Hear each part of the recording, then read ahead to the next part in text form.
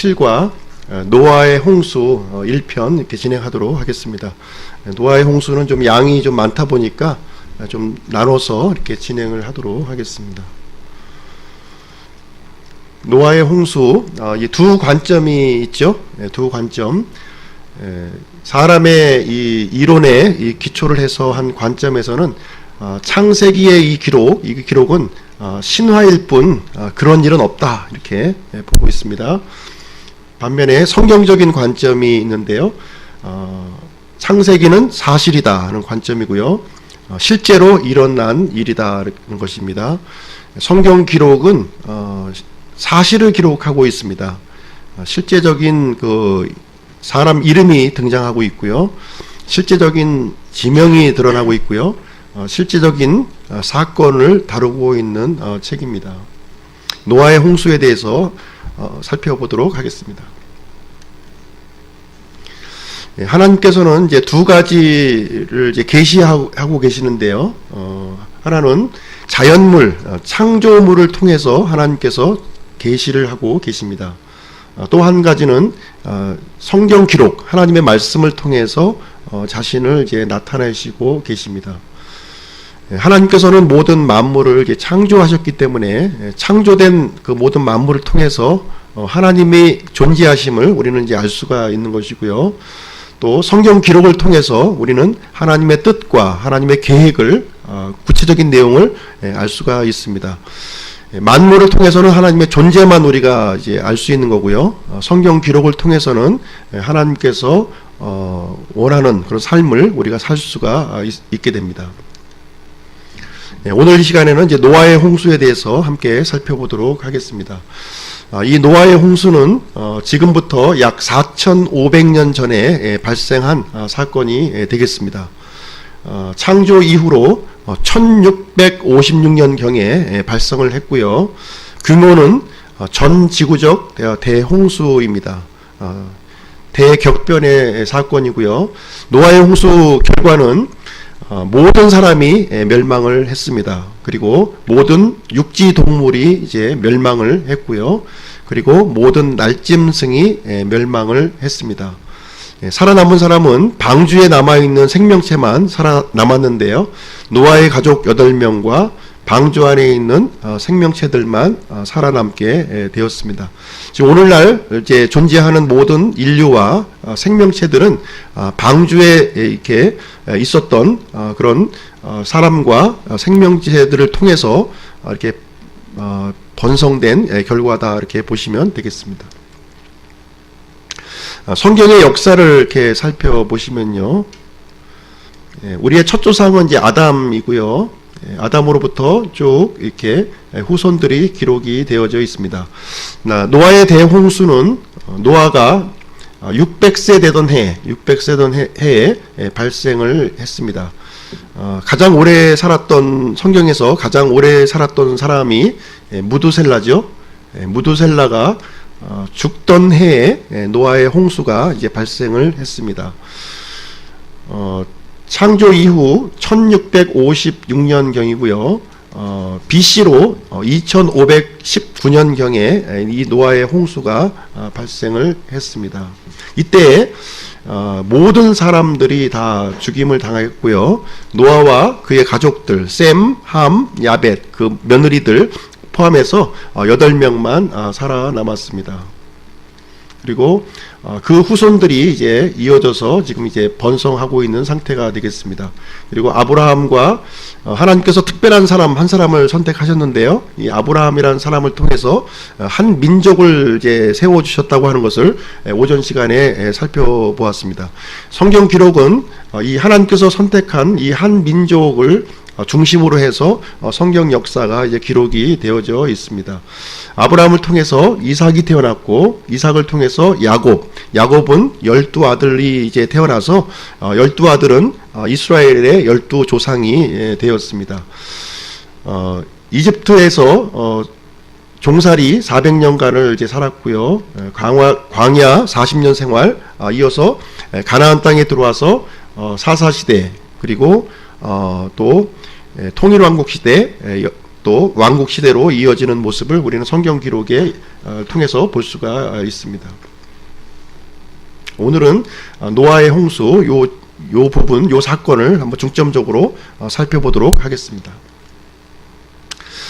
노아의 홍수 발생 배경에 대해서 잠깐 이제 말씀드릴 텐데요. 노아의 홍수가 이제 일어난 배경입니다. 노아의 홍수는 두 가지로 우리가 이제 요약해서 이제 말씀을 드릴 수가 있는데요. 한 가지는 무엇이냐면 창세기 6장 2절에 이제 나와 있습니다.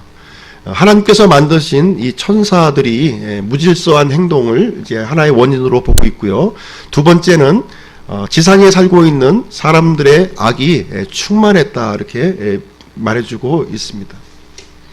창세기 6장 2절 말씀을 보시면 하나님의 아들들이 사람들의 딸들과 또 그들의 아름다운 것을 보고 자기들이 택한 모든 자를 아내로 삼으니라 이렇게 기록이 되어 있습니다. 하나님의 아들들과 사람의 딸들 사이에서 사람의 딸들을 아내로 삼는 그런 일이 이제 있었다는 겁니다. 그리고 창세기 6장 11절 보시면 땅도 하나님 앞에 부패하여 폭력이 땅에 가득하더라. 하나님은 거룩하신 하나님이시죠.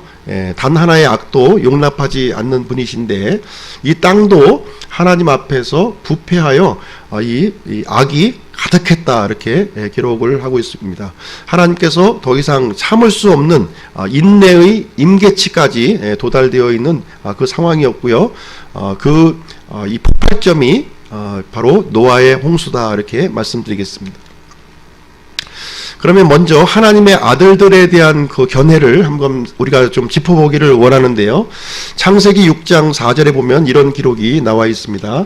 당시에 땅에는 거인들이 있었고 그 뒤에도 있었으니 곧 하나님의 아들들이 사람들의 딸들에게로 들어와 그들이 저들에게 아이들을 낳았을 때더라. 바로 그들이 옛적에 강력한 자들, 즉 명성 있는 자들이 되었더라. 이런 기록이 여기에 나오고 있습니다.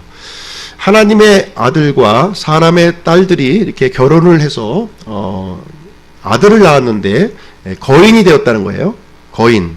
굉장히 충격적인 일이죠.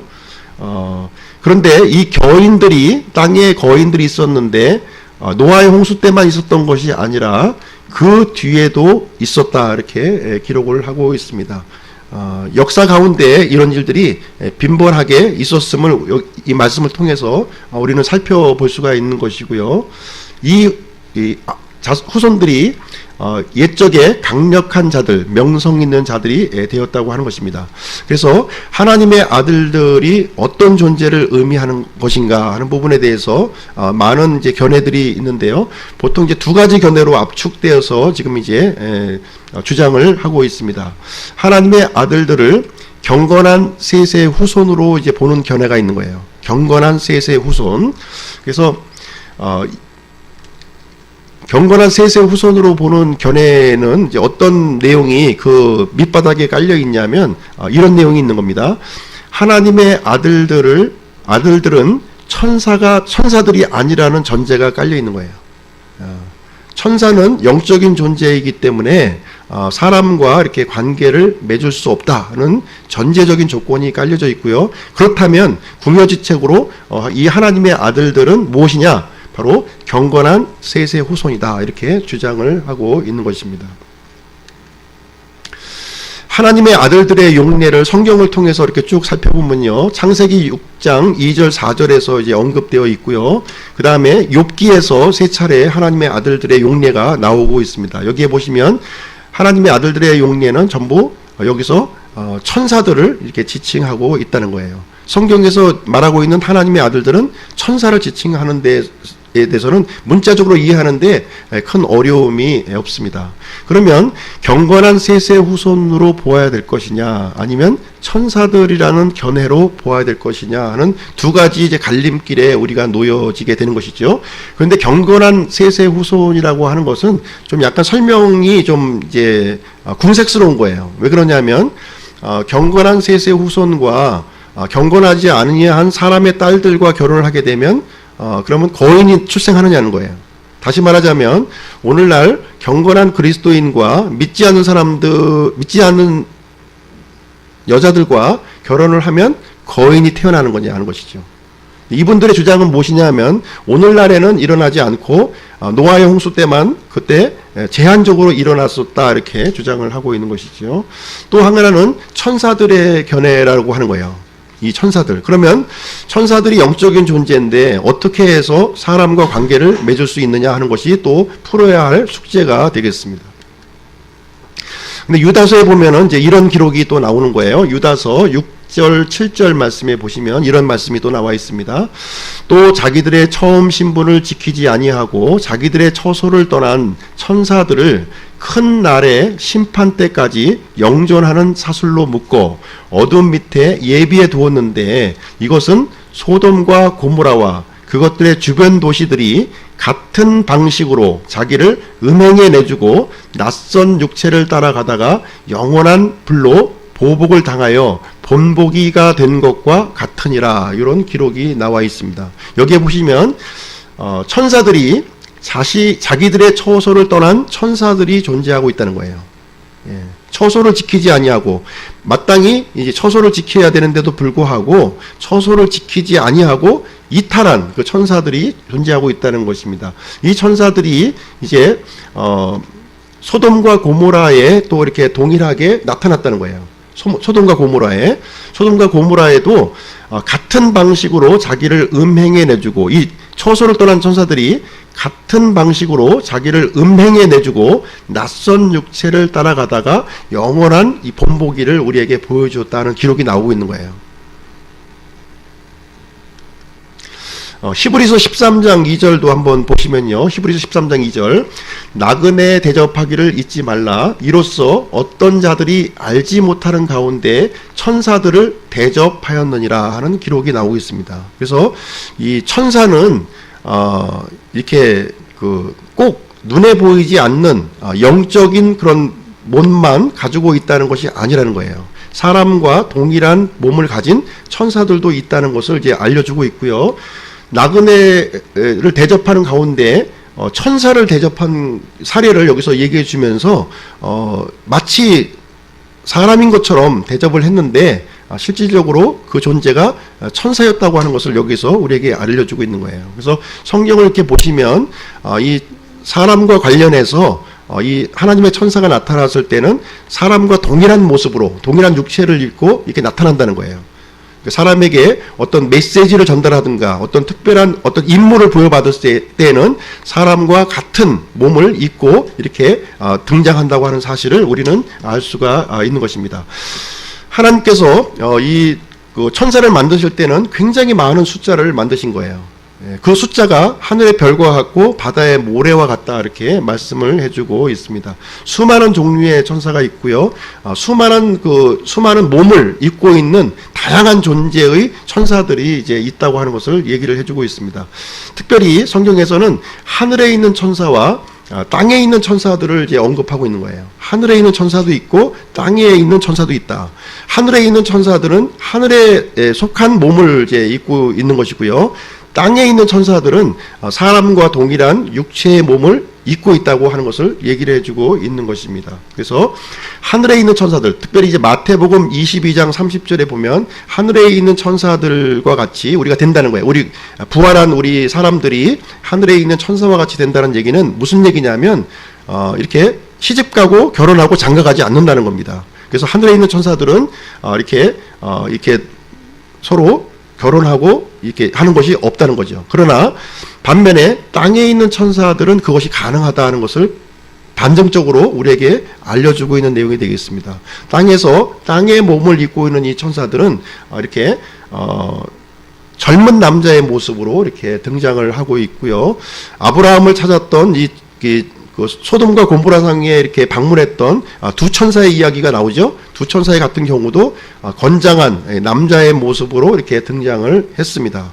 그런데 그 천사들 중에서는 하나님의 임무를 받고 하나님의 임무를 수행한 천사가 있는 반면에 자신의 처소를 지키지 아니하고 이탈한 천사가 있다는 거예요. 노아의 홍수 때 그 현상을 얘기해주고 있는 것입니다. 하나님께서 이렇게 부여되었던 그 처소를 지키지 아니하고 이탈하고 이 다른 종류인 사람과 사람들의 딸들을 아내로 삼았던 이 일들이 생겨났고요. 그 결과적으로 거인들이 이렇게 또 태어났다 하는 내용을 얘기해주고 있습니다. 그래서 이 노아의 홍수가 발생된 그 원인을 우리가 생각해 볼 때 사람들의 이 악도 굉장히 큰 원인이 되었지만 이 천사들이 자신의 어떤 질서, 하나님의 질서를 넘어서서 사람과 이렇게 관계를 맺는 것이 더 큰 요인이 됐지 않았는가 하는 것을 우리는 추정해 볼 수가 있는 것입니다.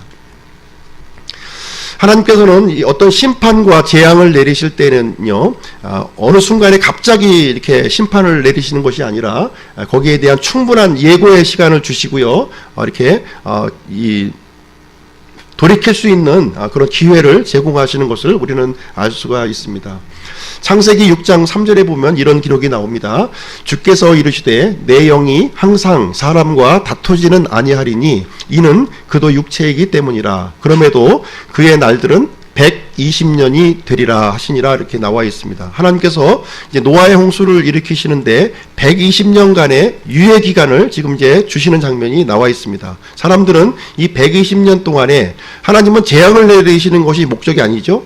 회개하고 돌이킨다면 항상 재앙을 거두시는 하나님이십니다. 그래서 다시 돌이킬 수 있는 기간을 120년을 여기에게 주셨다는 것입니다.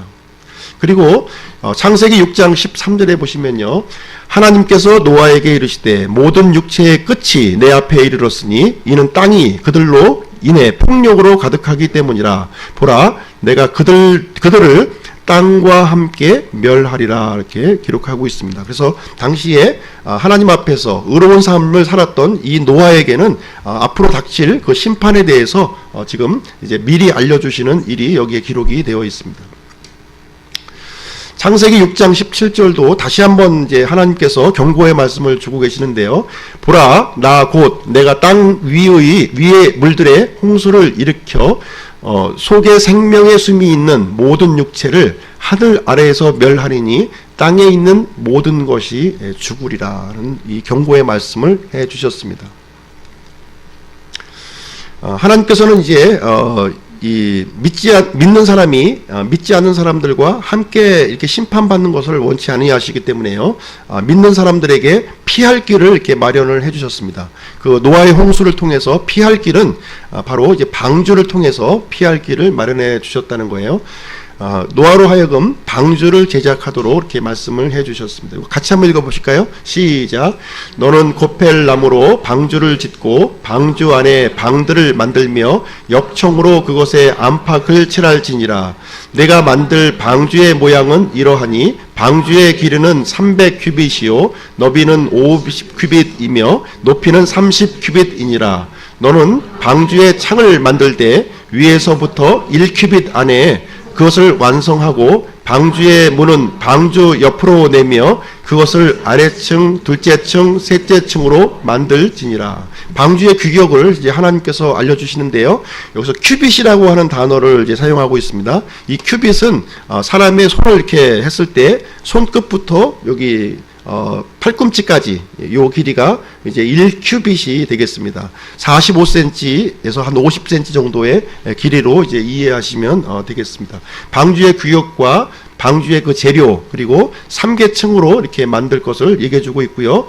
위에서부터 1큐빗 안에 또 창을 또 이렇게 쭉 만들 것을 말씀해 주고 있습니다. 방주의 실제 규격을 따라서 이렇게 제작한 방주의 모습을 보여주고 있는데요. 이 자동차에 비교하면 이 방주의 크기를 대충 이제 가늠할 수가 있겠습니다. 재료는 고펠나무, 잣나무과에 속하는 이제 고펠나무로 지어졌고요. 규격을 살펴보시면 길이가 132m, 축구장보다 조금 긴 길이가 되겠고요. 22m, 축구장보다 조금 폭은 좀 좁고요. 높이가 13m로 이제 구성되어 있습니다. 3층으로 이제 이렇게 되어 있고, 농구장 20개의 넓이, 화물 열차로 환산할 때 52개의 량에 해당되는 부피가 이제 되겠습니다. 이 방주 안에 이제 모든 생명체를 여기다가 집어넣으시는데요. 그때 살았던 모든 생명체를 다 집어넣은 것이 아니라 그 종류별로 이렇게 이 안에 방주 안에 승선하도록 했습니다. 정결한 짐승들은 수컷과 그 암컷을 7쌍씩 이렇게 준비해서 들어가도록 하셨고요. 그리고 정결하지 않은 짐승들은 수컷과 그들의 암컷, 암수로 해서 2쌍씩 이렇게 들어가도록 이렇게 했습니다. 자, 노아의 홍수가 나타나던 그 시점은 언제냐면 노아의 생애에서 600째 해, 그러니까 노아가 600살 되던 해라는 거예요. 600살 되던 해에 그달 둘째 달 곧 그달 17일, 그러니까 2월 17일, 노아가 600세 되던 해에 2월 17일 날 노아의 홍수가 시작되었다, 이렇게 얘기를 해주고 있는 것입니다. 이때 그 날에 큰 기품의 모든 샘들이 터지고 하늘의 창들이 열리며 비가 밤낮으로 40일 동안 쏟아졌다, 이렇게 기록하고 있습니다. 홍수의 원인을 이제 3가지로 요약해서 해주고 있는데요. 큰 기품의 샘, 모든 샘들이 터져 올라왔다는 거예요. 그리고 하늘의 창이 열려서 위에 있는 궁창 위에 있는 물이 다 쏟아져 내렸다, 이렇게 기록하고 있고요. 밤낮으로 40일 동안 땅 위에 쏟아졌다. 그래서 밤낮으로 쏟아진 이 비보다는 이 큰 기품의 모든 샘이 터지는 것, 그리고 하늘의 창이 이제 쏟아지는 그것이 홍수의 중요한 요인임을 우리는 알 수가 있습니다. 홍수의 원인, 이렇게 큰 기품의 모든 샘이 이제 터졌는데요. 이 기품의 샘이 터졌을 때 이 격렬한 지진과 이제 화산 활동이 이제 일어나는 거죠. 아마 지진과 화산이 일어나는 장면을 많이 보았을 텐데요. 여기에 보시면 모든 샘이 터진 거예요. 지표 아래에 있는 모든 지하수층이 일시에 솟구쳐 올라왔다, 이렇게 되어 있고요. 그때 막대한 용암과 지하수가 분출되었습니다. 화산의 대부분이 이제 90%가 물로 되어 있는 거예요. 물로. 그리고 수증기와 화산재가 전체 그 지구 전체의 그 대기권을 이제 덮었을 것입니다. 그리고 하늘의 창들이 열렸다는 거예요. 창세기 1장 6절 7절에 보시면 처음에 하나님께서 지구를 만들어졌을 때에는 지구 전체를 물이 덮여 있었어요. 물로 덮여 있었는데 6절 7절에 보시면 그 물을 궁창 위에 있는 물과 궁창 아래에 있는 물로 나누는 장면이 이렇게 기록되어 있고요. 대기권 위에 이 물층이 그 워터 캐노피가 이렇게 둘러싸여져 있음을 우리는 이제 상상을 해볼 수가 있는 것입니다. 이 가상도를 한번 그려보았는데요. 노아의 홍수 이전에 이제 가상도가 되겠습니다. 지금 현재 지구의 상태하고는 조금 이제 다른 모습을 가지고 있는데요. 여기 보시면은 여기 지표면이고요. 이 나무와 이제 풀들이 있는 지표면을 얘기해 줬고요. 지표면 아래에는 이렇게 지하수층이 이렇게 있다는 거예요. 지하수층. 지금 현재도 굉장히 많은 지하수층들이 이제 발견이 되고 있죠. 노아의 홍수 이전에는 더 많은 그 풍부한 양의 이 지하수층이 이렇게 존재하고 있었다는 것입니다. 최소한도 이제 이분이 주장하기로는 약 800m 두께의 물층이 이제 존재했음을 이제 얘기를 해주고 있고요. 그리고 궁창 위에도 이제 물이 있었다는 거죠. 약 20km의 공기 위에 이런 그 얼음층이 이제 존재하고 있었다는 것입니다. 하늘 위에 높은 곳에는 온도가 낮기 때문에 물의 형태로 있었을는지 또 얼음의 형태로 있었을는지 모르겠지만 이 대기권을 덮고 있는 이런 물층이 이제 존재하고 있었다, 얘기를 하고 있습니다. 어떻게 해서 그 물이 또 있을 수 있을까 한번 또 이렇게 가늠이 우리가 좀 안 갈 수도 있겠지만 지금 대기권에 굉장히 많은 인공위성들이 지금 돌고 있어요. 굉장히 무거운 인공위성들이 각 나라에서 쏘아 올린 인공위성들이 있습니다. 이 물이 둘러싸여 있다고 하는 것은 그렇게 어려운 내용이 이제 아니라고 생각이 됩니다. 그래서 지금 노아의 홍수 이전에는 이 대기권이 7개 층으로 되어 있었고요. 지금 이제 현재 우리가 살고 있는 지구는 6개 층으로 되어 있는 것입니다. 이 물층이 이제 사라져 있는 상태의 모습을 속에서 우리는 살고 있는 것입니다. 노아의 홍수 시작 장면을 한번 애니메이션으로 작성한 건데요. 한번 보시도록 하겠습니다.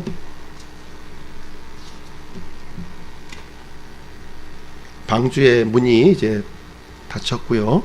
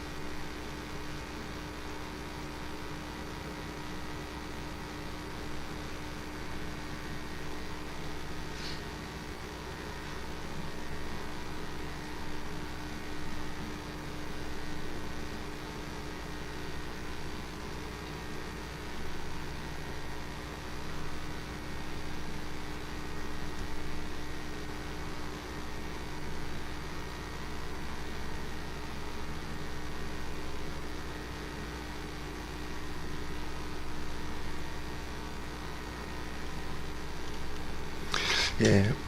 물의 압력을 아마 이제 체험해 보신 분은 알겠지만, 저 정도의 물의 양이 지구 전체를 이렇게 덮어 씌워졌을 때, 어떤 현상이 이제 일어날 것인지 아마 우리가 생각하는 것 이상의 엄청난 힘이, 하중이 아마 이제 가해졌고요. 이 지구에게 그 충격이 주어졌다 하는 것을 이제 알 수가 있고요. 노아의 홍수 이제 기록을 보시면 이제 6장과 7장의 이제 노아의 홍수의 기록을 우리가 다루고 있는데요. 여기에 보시면 굉장히 구체적으로 마치 일기를 쓴 것과 같이 구체적인 기록이 여기 남겨져 있다는 거예요. 2월 10일 날 이제 방주에 들어갔고요. 2월 17일부터 40일간 비를 내리게 됩니다. 그리고 150일 동안 온 세상이 이제 물로 이렇게 뒤덮이는 일이 이제 발생하게 되어 있고요. 그리고 그 다음에 150이 지난 뒤부터 물이 서서히 이제 빠지게 됩니다. 그러면서 방주는 아라랏산에 이제 머물게 됩니다. 그리고 조금 시간이 지나니까 점점 물이 빠지게 되죠. 산들의 봉우리가 이제 보이게 되고, 1차적으로 40일이 지나서 까마귀와 비둘기를 통해서 이제 물이 감했는지 한번 살펴보게 됩니다. 2차로 다시 이제 비둘기를 이제 또 통해서 조사해 보니까 올리브 새 잎을 이제 물고 이제 왔고요. 세 번째 비둘기를 보내니까 더 이상 방주 안으로 돌아오지 않았습니다. 지면에 물이 이제 다 거쳤고요. 얼마 지나서 땅이 다 마른 뒤에 방주에서 나오는 기록이 이제 성경 기록을 통해서 알려주고 있습니다. 7장과 8장에 거쳐서 이렇게 자세하게 리포트처럼 기록이 되어 있습니다. 물이 이제 지구에 채워지는 장면과 물이 이제 지구에서 빠져나가는 장면을 대조적으로 우리에게 알려주고 있는데요. 홍수 전에는 하나님께서 심판이 있을 것을 이렇게 말씀해 주셨고요. 홍수가 끝난 뒤에는 다시는 물 심판이 없을 것이다 이렇게 말씀을 해 주셨습니다. 홍수 전에는 노아와 언약을 하나님께서는 맺어 주셨고요. 홍수 이후에는 모든 사람과 생물들에게 언약을 세워 주셨습니다.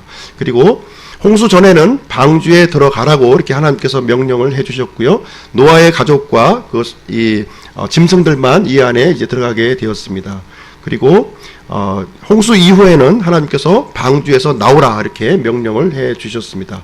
이 홍수가 시작된 해와 끝난 해가 이제 1년하고 17일 정도의 기간이 소요되었음을 우리는 이제 볼 수가 있는 것입니다. 7일간 홍수의 시작을 기다렸고요. 7일간 물이 줄어들었는지 확인하는 기간이 있었고요. 40일간 비가 내렸고 40일간 이렇게 지나서 새들을 날려 보냈습니다. 물이 점점 불어났고요. 이쪽 물이 점점 줄어드는 장면이 있습니다. 천하의 모든 산이 물로 이제 덮이게 되었고 산들의 봉우리가 보이기 시작을 했습니다. 150일간 물이 땅에 넘쳐났고요. 150일간 물이 줄어드는 장면이 있고, 이런 모든 가운데 하나님께서는 이 홍수 기간 동안에 하나님께서는 방주 안에 있었던 이 사람들과 생명체들을 기억하셨다 이렇게 우리에게 해주고 있습니다. 이렇게 해서 방주는 홍수가 끝난 뒤에 그 안에 있던 모든 생명체들이 이렇게 밖으로 나오게 되었습니다. 홍수 직후에 이제 하나님께서 이제 말씀을 또 해주십니다. 창세기 8장 17절 보시니까 모든 육체 중에서 너와 함께한 모든 생물 곧 날짐승과 가축과 땅에서 기는 모든 기는 것을 너와 함께 데리고 나아가 그것들이 땅에서 풍성히 번식하며 땅 위에서 다산하고 번성하게 하라. 그래서 이 방주 아래에 있던 이 생명체들을 통해서 다산하고 번성할 것을 이렇게 약속을 해주시는 장면이 나와 있습니다. 8장 12절도 보시면요, 땅이 있을 동안에는 뿌리는 때와 거두는 때와 추위와 더위와 여름과 겨울과 낮과 밤이 그치지 아니하리라 이렇게 기록을 하고 있습니다. 홍수 전에는 이렇게 계절의 변동이 아마 없었던 것 같아요. 홍수 이후에 하늘에 있는 물층이 쏟아져 내리면서 이 지구 땅에는 이렇게 겨울과 여름 이렇게 계절의 변화, 낮과 밤의 계절의 변화가 이게 새롭게 생성되었음을 우리가 알 수가 있는 것입니다. 창세기 9장 3절 4절을 통해서 또 알 수 있는 것은 무엇이냐면 먹거리가 바뀌었다는 거예요. 홍수 이전에는 채소만 이렇게 먹을 수 있도록 이렇게 해주셨는데, 홍수 이후에는 이 모든 것이 이 홍수로 말미암아 이제 파괴가 되었잖아요. 그게 열악한 환경이 되었기 때문에 살아서 움직이는 모든 것을 먹거리로 이제 주게 되는 이런 일을 하나님께서 허락을 해주셨습니다. 그러면서 피채 먹지 말라고 이렇게 말씀을 해주셨습니다. 그리고 창세기 9장 13절을 통해서는 홍수 이전에는 아마 무지개가 없었겠죠. 예. 무지개는 이제 빛의 이제 산란 현상으로 이제 생기는 것인데, 이 과거에는 물층이 있었기 때문에 빛의 산란 현상이 지구에는 없었던 거예요. 무지개가 없었던 겁니다. 그렇지만 물층이 다 쏟아져 내린 뒤에는 이제 무지개가 형성이 되었고요. 이 무지개를 통해서 다시는 땅을 물로 심판이 하지 않겠다는 증거로 이렇게 우리에게 주셨습니다. 자, 노아의 홍수는 왜 중요한가? 굉장히 중요하다는 거예요. 단지 설화냐 사실이냐 아니냐의 문제가 아니라는 것입니다. 성경적으로 매우 중요하다는 거예요.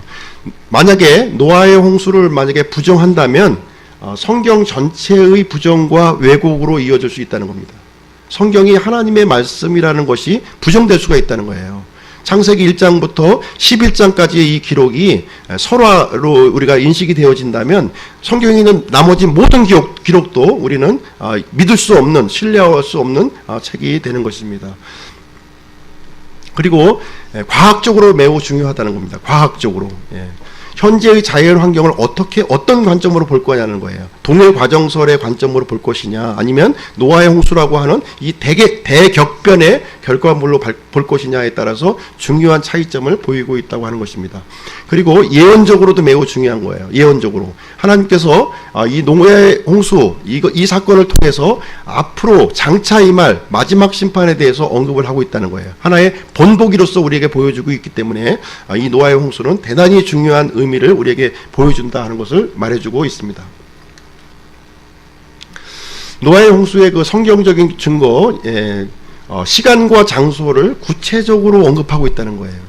대부분의 설화라든가 이런 전설의 이야기를 보면 구체적으로 기록이 되어 있지 않아요. 그러나 성경 기록은 분명하게 그 시간별로 사람의 이름과 장소를 분명하게 명시하고 있습니다. 또 예수님께서도 이것이 사실이라고 하는 것을 분명히 예수님께서 친히 말씀을 해 주셨습니다. 그럼 몇 가지 질문을 통해서 노아의 홍수에 대한 궁금증을 좀 한번 해소해 보도록 하겠습니다. 그 많은 짐승들, 그때 굉장히 많은 동물들이 있었을 텐데 노아의 방주에 다 탈 수 있었겠느냐 하는 것이죠. 다 탄 것이 아닙니다. 다 탄 것이 아니라 정결한 짐승들은 7쌍, 그리고 부정한 짐승들은 2쌍씩 이렇게 탔던 거예요.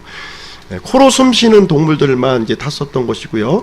현재 동물의 그 종수를 이렇게 살펴보니까 포유류 3,500종, 양서류 파충류 5,500종, 조류 8,600종, 그래서 17,600종에 불과하고요. 4,500년 전에 노아의 홍수 당시에서는 아마 이 종보다는 더 적었을 거예요. 그죠?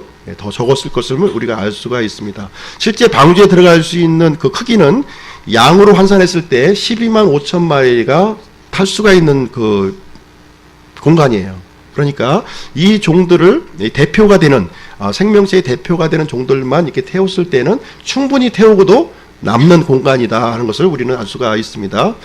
우드 모랩이라고 하는 이 박사님께서는요, 또 추가적인 그 내용을 우리에게 알려주고 있는데요.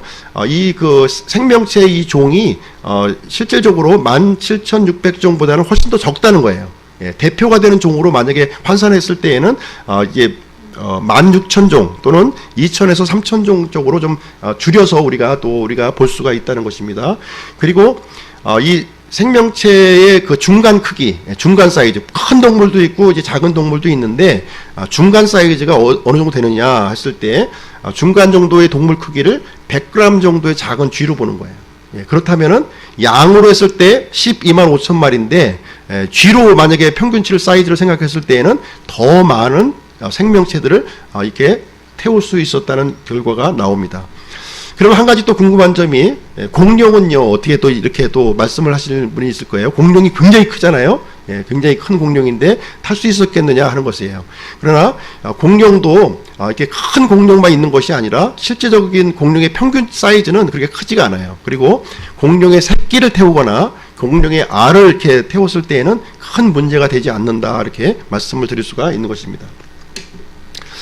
그리고 1년 하고 17일 동안 이 아주 엄청난 이 풍랑을 헤쳐나가게 되었는데 과연 방주는 안전했을까 하는 부분이 이제 하는 것입니다. 안전했을까? 창세기 8장 1절에 보시면요, 하나님께서 노아와 그와 함께 방주에 있던 모든 생물과 모든 가축을 기억하셨다 하는 내용이 나와요. 하나님께서 친히 이 방주 안에 승선해 있던 이 동물들과 이 노아의 가족들을 이렇게 보호하셨다는 거예요. 하나님께서 친히 은혜 가운데 보호하셨다 이렇게 기록을 하고 있습니다. 실질적으로 이 노아의 방주를 가지고 실험을 해봤는데요. 실험을 해본 결과 굉장히 안정성이 입증된 것으로 이렇게 판단이 되었습니다. 1992년 해사기술연구소에서 실시를 했는데 이 노아의 방주 안정성이 굉장히 매우 우수한 것으로 이렇게 판정이 났습니다. 30m 파고에도 끄떡이 없는 거로 돼 있어요. 보통 우리의 파고가 7m, 8m만 돼도 엄청난 그 해일과 같은 그런 파고예요. 이거는 지구상에서 이런 파고는 우리가 경험해 보지 못한 파고가 30m 파고인데 이 파고에서도 끄떡 없는 모습을 우리가 이제 확인이 되었습니다. 국민일보와 이제 한국일보에서도 나왔어요. 이 방주의 이 안정성 실험에 대한 이 결과를 일간지에서도 발표를 이렇게 했습니다. 여기 보시면 굉장히 중요한 요소가 이제 세 가지예요. 구조적 안정성, 복원 안정성, 파랑 안정성, 요 세 가지가 이 선박의 안정성에 굉장히 중요한 요소입니다. 이 구조적 안정성은 무엇이냐면 이 배를 이렇게 바다에 띄웠을 때 배 파도가 있어요. 파도를 타고서 이렇게 넘어가는데 이 파도를 넘어갈 때 이 배는 이 힘을 받게 됩니다. 예. 파도가 올라가는 부분과 내려가는 부분에서 위로 올라가는 힘, 부력의 힘과 또 이 중력이 잡아당기는 힘이 서로 엇갈리는 쪽으로 이렇게 계속 힘을 이렇게 받고 이제 진행을 하게 됩니다. 이때 이것이 부러지지 않고 배가 부러지지 않는 이것을 구조적 안정성이라고 하는 거예요.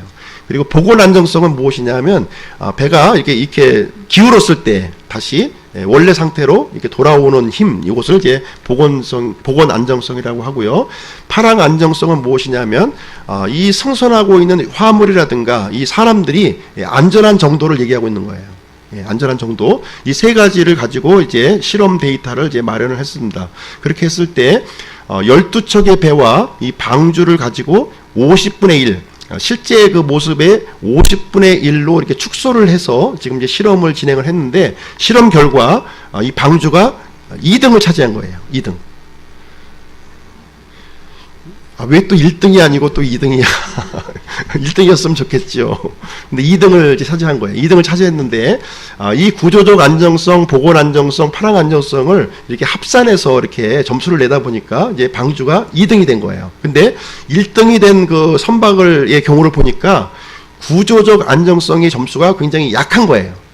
굉장히 약하고 대신에 복원 안정성과 파랑 안정성이 높은 겁니다. 예. 근데 방주는 요 세 가지가 다 균등하게 이렇게 이 안정성을 이렇게 보였다는 거죠. 그죠? 그래서 30m 파고에도 안전한 것으로 이렇게 실험 결과 데이터로 이렇게 나오게 되었다는 것입니다. 그리고 이 큰 엄청난 이 파도가 이제 밀어 닥쳤을 때 과연 이제 물이 이 방주 안으로 새어 들어오지 않았느냐 하는 것입니다. 물이 들어오면은 이제 가라앉는 거잖아요. 그죠? 가라앉을 수밖에 없는 거예요. 근데 썩거나 물이 새지 않았는가 하는 것입니다. 이 방주는요, 고펠나무로 이렇게 지어졌고요. 그리고 역청으로 안팎을 이렇게 칠해서 이 방수와 방부가 되도록 이렇게 했다는 거예요. 노아가 살던 그 당시에 이 노아가 지금보다 우리의 지능보다 훨씬 떨어졌을 것이다 생각을 하시면 안 돼요. 우리보다 훨씬 더 지능이 뛰어났고요. 이 건축이라든가 이런 선박 제조 능력에 있어서 굉장히 탁월한 기술력을 가지고 있다 이렇게 보시면 되겠습니다. 13베타가 높고 그 엄청난 이 건축물을 지금 노아의 그 가족이 감당을 한 거예요. 그것을 할 정도면은 사람의 힘으로 메우서 이렇게 지을 수 있는 방주의 크기가 아니라는 거예요. 그래서 충분히 노아의 홍수 이전에도 굉장히 과학 문명이 굉장히 발달했고 그것을 이용해서 노아가 방주 제작을 했을 것으로 우리는 이제 추정이 이제 되는 것입니다. 방주는 배인가요? 하는 것입니다. 방주는 배인가요? 방주는 배가 아닙니다. 방주는 배가 아니고요. 그냥 사과 괴짝이에요. 네모난 직사각형의 괴짝으로 되어 있습니다. 이 방주는요, 노도 없고 그 다음에 키도 없어요. 어떤 동력 추진 장치가 없다는 거예요. 그냥 가만히 떠 있도록 하기 위해서 이제 만들어진 것입니다. 안정성만 가장 이렇게 중요하게 이렇게 최우선으로 삼았던 것입니다. 그래서 방주는 영어로 이제 아크인데요. 이 아크는 성경에서 세 가지를 이제 지칭하고 있어요. 노아의 방주, 두 번째는 모세의 갈대 상자를 아크라고 하고요. 그리고 성막에 있었던 언약궤를 우리는 아크라고 이제 부릅니다. 그래서 이 아크는 방주는 나의 노력으로 뭔가 이렇게 헤쳐나가는 것이 아니라 하나님의 도우심으로 하나님의 인도하심에 맡기는 우리 믿음 생활을 이렇게 상징을 해주고 있는 것이 되겠습니다. 자, 그러면 물이 어디서 왔는가? 그 많은 물이 모든 산을 이렇게 덮을 수 있는 이 물이 도대체 어디서 왔는가? 먼 그 별나라에서 물이 끌어왔는가 하는 것이죠. 그 물은 아까 그림에서 보셨다시피 지하수층, 그 다음에 하늘 궁창 위에 있던 그 물층이 쏟아져 내리면서 지구 전체의 표면을 이제 둘러싸게 되었다 하는 것입니다. 그 물이 둘러싸여지면서는 이 지각에 엄청난 그 압력이 아마 이제 가해졌음을 우리가 알 수가 있는 거예요. 최소한도 2km 정도의 높이로 지금 이제 물이 지구를 뒤덮었다고 했을 때 그 압력은 아마 상상을 초월하는 압력일 거예요.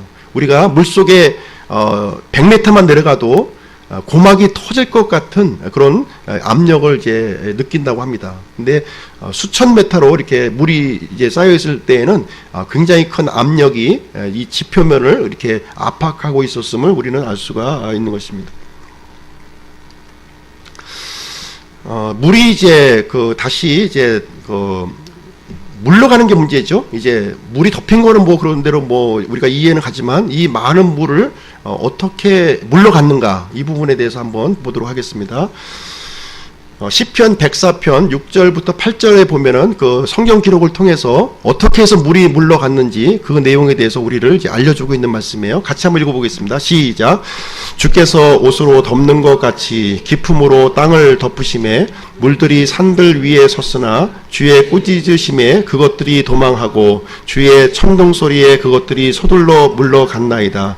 그것들이 산들을 따라 오르고 골짜기들을 따라 내려가 주께서 그것들을 위하여 기초를 놓으신 곳에 이르나이다.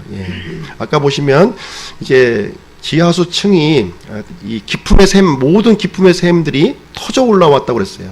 터져 올라오면서 어떤 일이 일어나냐면요, 조산 운동이 일어난 거예요.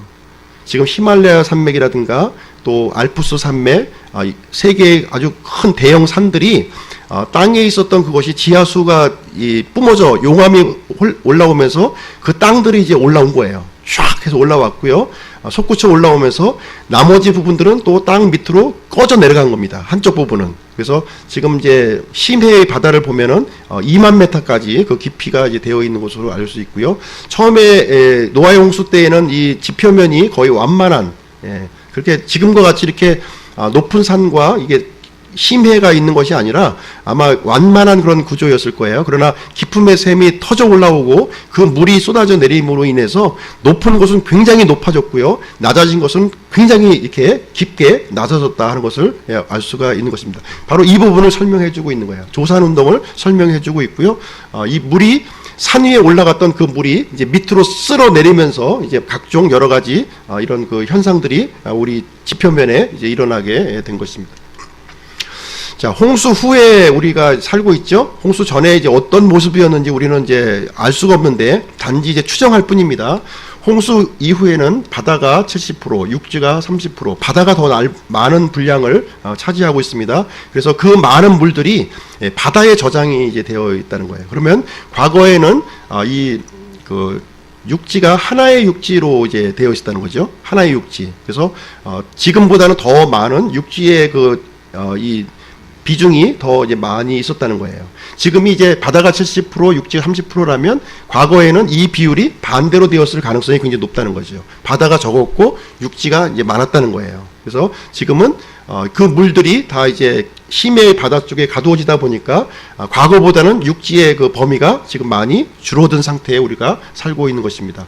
과거에는 하나의 대륙이었고요. 지금은 5대양 6대주를 통해서 살고 있습니다. 이 5대양 6대주가 이렇게 퍼즐같이 맞춰지는 모습을 우리 세계 지도를 통해서 보시면 알 수가 있을 거예요. 과거에는 하나로 있었지만 찢어져서 지금 이제 갈라져 있는 모습이었고요. 많은 과거의 육지 부분이 물로 지금 이제 잠겨져 있었던 것입니다. 그래서 과거에 노아의 홍수 때 번성했던 이 도시들, 이런 나라들이 지금 이때에는 많은 부분이 바닷속에 잠겨져 있는 것을 우리는 확인하게 되는 것입니다.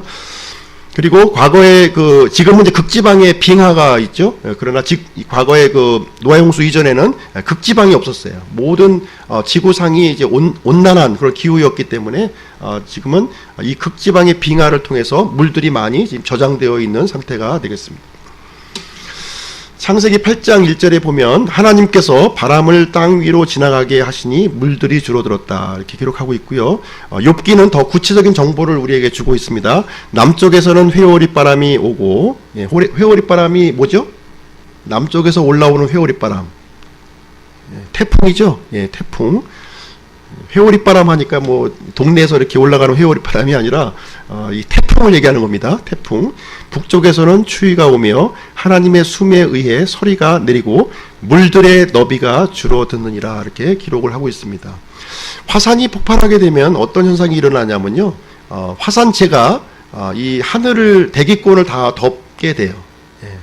아마 투모로우라는 아마 영화를 이제 보신 분이 있는지 모르겠지만, 화산재로 인해서 이 대기권을 덮게 되면 어떤 현상이 일어나냐면 태양빛이 차단이 돼요. 태양빛이 차단이 되면서 이 지표면은 급속하게 빙하기로 들어가게 됩니다. 빙하기. 빙하기가 되는 거예요. 그래서 물들이 이제 극지방 쪽에 이제 이렇게 얼면서 빙하가 되면서 이제 물이 줄어드는 장면이 현상이 나타나게 되는 것입니다. 자, 방주는 어디에 도착했나요? 성경에 답이 있죠. 아라랏산에 이제 도착을 했습니다. 이 아라랏산은 터키와 이제 이란의 경계 부분에 있는 대단히 큰 그 산이에요. 대단히 큰 항상 눈으로 덮여 있는, 만년설로 덮여 있는 큰 산인데, 여기에 이제 방주가 여기에 머물러 있었고요. 여기를 통해서 모든 동물들이 이렇게 이동을 하게 되었습니다. 그리고 이렇게 되었습니다. 이렇게 오늘은 여기까지고요. 요한복음 5장 24절 같이 읽고 오늘 시간 마치도록 하겠습니다. 시작. 진실로 진실로 내가 너희에게 이르노니 내 말을 듣고 또 나를 보내신 분을 믿는 자는 영존하는 생명이 있고 또 정죄에 이르지 아니하리니 사망에서 생명으로 옮겨졌느니라. 노아 시대 때에는 노아의 방주를 통해서 이렇게 구원의 길을 마련해 주셨고요. 지금 이 시대에는 예수 그리스도를 통해서 우리에게 구원의 길을, 유일한 길을, 방주에는 오직 하나의 문만 있었죠. 마찬가지로 지금 이 시대에도 예수 그리스도라고 하는 하나의 문을 통해서 우리가 구원받을 수 있는 길을 하나님께서는 마련해 주시고 그리스도 안으로 들어오기를 지금 이제 초청을 하고 있는 것입니다. 오늘까지 하고요. 기도하고 마치도록 하겠습니다.